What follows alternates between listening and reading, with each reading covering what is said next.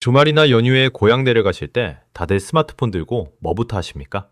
열의 아홉은 철도 앱부터 켜고 KTX나 SRT 빈자리 있나 미친 듯이 새로 고침하실 겁니다. 손가락이 부러져라 누르다가 겨우 취소표 하나 잡으면 신봉사가 눈 뜬 것처럼 기뻐하고 끈에 매진 뜨면 짜증과 욕설이 섞인 한숨부터 푹 내쉬죠. 그런데 말입니다. 그 피 터지는 기차표 전쟁을 치르는 순간 여러분 머릿속에 고속버스라는 선택지가 단 1초라도 스쳐 지나갔습니까? 아닐 겁니다. 지독하게 밀리는 도로 위에서 시간을 버리는 그들여 터진 거 요새 왜 타? 하면서 아예 기억 속에서 지워버리셨겠죠? 바로 그 무관심의 대가로 지금 대한민국 지방의 CP줄이 통째로 썩어 들어가고 있습니다. 실제 현장을 날 것 그대로 고발합니다. 서울 동북부의 거대한 중심축이었던 상봉터미널. 38년 동안 수많은 서민의 눈물과 땀방울, 그리고 고향으로 향하는 설렘이 교차하던 눈물겨운 공간입니다. 명절만 되면 쥐성객들이 구름처럼 몰려들어 발 디딜 틈도 없던 곳이었죠. 그런데 이 유서 깊은 터미널이 결국 버티지 못하고 문을 닫기 직전, 마지막 달에 찍힌 총 수입이 얼마였는지 아십니까? 제 눈을 의심했습니다. 한돈 83만 원이요. 요즘 서울대학가 원룸 한 달 월세나 편의점 알바 보름치 페이도 안 되는 푼돈입니다. 이 기가 막힌 돈으로 터미널 직원들 월급을 주고 24시간 불 켜놓는 전기세를 내고 거대한 건물 관리비를 감당하며 피를 말리는 버팀을 이어간 겁니다. 말 그대로 매일매일이 지옥 같은 적자의 연속이었습니다. 마지막 달 하루 평균 이용객은 고작 26명에 불과했습니다. 지금 당장 텅 빈 대합실에 들어가 보면 매표소 유창도, 깨진 전광판도 그대로인데 사람만 귀신같이 증발했습니다. 버스가 안 다니고 표 끊는 사람이 없으니 안에서 30년 넘게 토스트 굽고 매점하며 자식들 키워내던 구멍가게 사장님들도 결국 바닥에 주저앉아 울면서 짐을 쌌습니다. 그렇게 한 도시의 동맥 하나가 고독사하듯 조용히 숨을 거뒀습니다. 더 끔찍한 건 이게 상봉 항공만의 특수한 비극이 아니라는 사실입니다. 경기도 성남 정화버스터미널도 결국 무기한 문을 닫고 자빠졌습니다.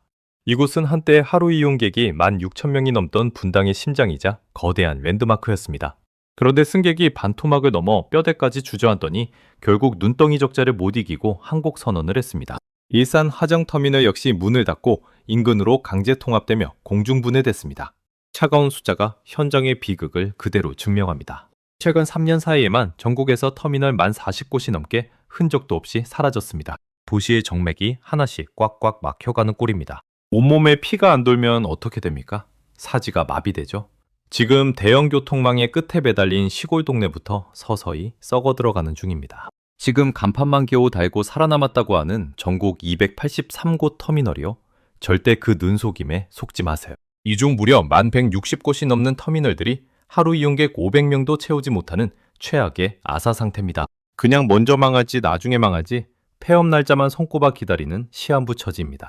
대한민국 터미널의 절반 이상이 다음 단두대 차례를 기다리고 있는 게 숨길 수 없는 진짜 현실입니다. 도대체 대한민국 대중교통의 자존심이었던 버스가 어쩌다 이 지경까지 처참하게 몰락했을까요? 옛날엔 정말 아니랬습니다. 시계를 조그만 과거로 돌려보죠. 1970년대 경부고속도로가 처음 전 구간 개통됐을 때 서울에서 부산까지 꼬박 15시간 넘게 걸리던 지옥 같은 길이 고작 5시간으로 줄어들면서 온 나라가 발칵 뒤집어졌습니다. 그리고 그 기적 같은 혁명의 중심에 바로 고속버스가 서 있었습니다. 그 시절엔 기차나 비행기가 주역이 아니었습니다. 대한민국 구석구석을 실핏줄처럼 촘촘하게 있는 영웅적인 일은 오롯이 고속버스의 몫이었습니다. 아무리 작은 시골 마을이나 깊은 산골짜기 동네라도 빨간 고속버스 바퀴가 안 닿는 곳은 없었습니다. 특히 명절만 되면 전국의 터미널은 그야말로 지옥문과 축제장이 동시에 열렸습니다.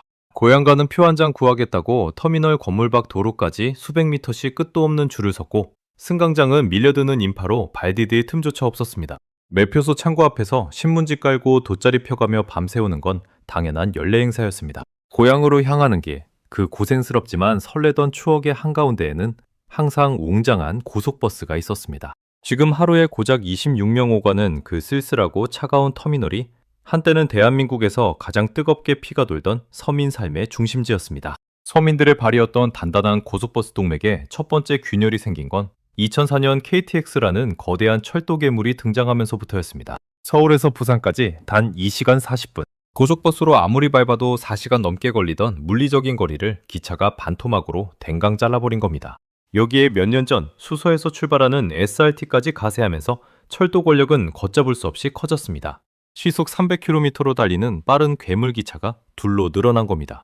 이제 서울 강남이든 강북이든 기차역으로 가는 접근성이 버스터미널의 메리트를 완벽하게 압도하기 시작했습니다. 사람들의 발길은 조금씩, 그러나 아주 확실하고 냉정하게 철도 플랫폼으로 옮겨갔습니다. 여기까지만 보면 자본주의 시장의 아주 자연스러운 법칙처럼 보입니다. 더 빠르고 편리한 첨단 교통수단이 나왔으니 구시대의 유물인 버스가 밀려나는 게 당연해 보이니까요. 하지만 대중에게 알려진 이 속도 경쟁은 겉으로만 그럴싸하게 포장된 핑계일 뿐입니다. 고속버스를 말려 죽인 진짜 추악한 진실은 전 세계를 공포로 몰아넣었던 코로나 위기가 닥치면서 터져나왔습니다. 감염병이 창궐하면서 하늘길도 땅길도 모조리 멈춰섰고 모든 교통수단이 동시에 마비됐습니다. 기차도 비행기도 버스도 좌석을 텅텅 비운 채 유령처럼 발렸죠. 적자의 폭탄과 파산의 위기는 모두에게 똑같이 찾아왔습니다. 적어도 출발선만큼은 완벽하게 같았다는 뜻입니다. 그런데 암흑 같던 감염병 터널이 끝나자마자 상식적으로 이해 안 되는 기괴한 일이 벌어집니다. 각 대중교통망이 회복하는 속도가 완전히 극단으로 갈라진 겁니다. 철도 이용객은 코로나 직전 수준의 99%까지 소름 돋을 정도로 완벽하게 부활했습니다. 항공요금도 미친 듯이 오르며 승객들이 원래 자리로 복귀했죠. 그런데 고속버스의 성적표는 처참했습니다. 코로나 전과 비교해서 무려 30%의 승객이 통째로 증발한 채 끝내 바닥에서 일어서지 못했습니다. 연간 승객 13,000만 명이라는 어마어마한 규모가 공중분해된 겁니다. 왜 똑같은 위기를 격파했는데 기차는 화려하게 살아남고 버스만 혼자 독약을 마신 것처럼 죽어가고 있는 걸까요? 단순히 속도가 빨라서일까요? 그건 기득권들이 본질을 흐리기 위해 말하는 절반의 거짓말입니다. 버스를 죽인 진짜 주범은 속도가 아니라 그동안 아무도 주목하지 않았던 영악한 가격표 뒤에 숨어 있었습니다. 여러분, 명절에 KTX 끊으면서 어라? 물가가 이렇게 올랐는데 기차 표값은 생각보다 별로 안 비싸네? 하고 기분 좋게 결제하신 적 분명히 있을 겁니다. 맞습니다. 실제로 서울에서 부산까지 KTX 일반실 요금은 정확히 59,800원입니다. 이 숫자가 도대체 언제부터 그대로 박혀 있는지 아십니까? 놀라지 마십시오. 무려 2011년 이후로 지금까지 만 15년째 단 1원도 오르지 않았습니다. 지난 만 15년 동안 짜장면값, 치킨값, 담배값은 2배 넘게 뛰고 내 월급 빼고 모든 물가가 미친 듯이 폭등했는데 KTX 표값만 귀신이 고칼 노루처럼 그 자리에 꽁꽁 얼어붙어 멈춰 서 있는 겁니다. 반면 국가의 지원을 못 받는 민간 회사들이 피눈물 나게 운영하는 고속버스는 어떻게 했을까요? 눈덩이처럼 누적되는 적자를 버티다 못해 살아남으려고 피눈물을 흘리며 요금을 계속 올렸습니다. 그랬더니 시장에서 황당하고 기괴한 파괴적 현상이 벌어집니다. 고속버스 프리미엄 좌석 요금이 51,600원까지 치솟으면서 KTX 요금과의 격차가 겨우 커피 2잔 값인 딱 8,200원밖에 안 나게 된 겁니다. 자, 대놓고 시청자 여러분께 질문하겠습니다. 겨우 8,000원 아끼자고 금쪽 같은 내 주말에 명절에 꽉 막힌 지옥 같은 고속도로 위 버스 구석에 갇혀서 힐시간 반을 더 버릴 정신 나간 사람이 대한민국에 어디 있겠습니까? 애초에 공정한 링 위에서 이길 수가 없는 불공정 타짜 게임을 붙여놓은 겁니다. 그렇다면 KTX는 어떻게 이 미친 물가 상승기 속에서도 만 15년이라는 긴 세월 동안 요금을 동결하며 버틸 수 있었을까요? 답은 너무나 간단하고 허탈합니다. 뒤에서 돈을 무한으로 대주는 거대한 배후 세력이 있으니까요. KTX를 독점 운영하는 코레일은 국가가 세운 공기업입니다. 사기업처럼 아무리 천문학적인 적자가 나고 경영을 엉망으로 해도 절대로 망하지 않습니다. 왜냐고요? 우리 국민이 피땀 흘려낸 세금으로 마치 자기 쌈짓돈 메워주듯 적자 구멍을 다 채워주니까요. 지금 코레일이 짊어지고 있는 누적 부채가 얼마인지 아십니까? 공식적으로만 무려 22조 원이 넘습니다. 숫자가 너무 커서 감이 안 오실 텐데 쉽게 풀어서 설명해 드릴게요. 코레일은 지금 아무것도 안 하고 가만히 숨만 쉬고 있어도 매일매일 이자만 11억 원씩 허공으로 날리고 있다는 뜻입니다. 매일 아침 눈 뜰 때마다 강남 아파트 한 채씩 공중분해시키고 있는 살림살이입니다. 일반 대기업이라도 진작에 부도 처리되고 사장님은 배임죄로 구속됐을 법한 막장 경영상태 상황입니다. 여기서 더 황당하고 소름 돋는 고발을 하나 해드릴까요? KTX는 지금 손님이 없어서 이런 끔찍한 적자가 나는 게 아닙니다. 오히려 정반대로 손님이 터져나갑니다. 최근 연간 매출만 역대 최고치인 2조 5천억 원을 가볍게 넘겼습니다. 장사가 대한민국에서 제일 잘 되고 대박이 나는데도 요금을 정치적인 이유로 억지로 낮게 눌러놓으니 벌면 벌수록 국민빚만 기하급수적으로 늘어나는 기괴한 꼴이 된 겁니다. 장사가 잘 될수록 세금 청구서가 무거워지는 구조. 이게 제정신인 나라입니까?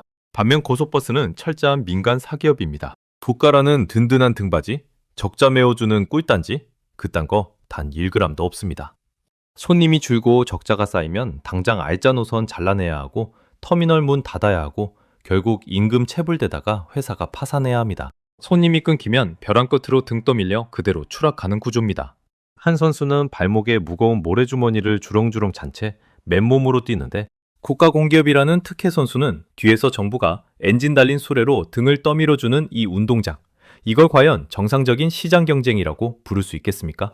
자, 여기까지만 들으면 서울에 살면서 맨날 자차 끌거나 KTX만 골라 타는 분들은 난 평생 버스 탈 일 없으니까 그들이 망하든 말든 나랑 무슨 상관이냐 하면서 채널을 돌리려고 하실 겁니다. 그런데 진짜 소름 돋고 무서운 고발은 지금부터입니다. 이 잔인하고 추악한 불공정 게임의 독점 청구서가 조만간 여러분의 유리지갑으로 아주 정확하게 배달될 테니까요.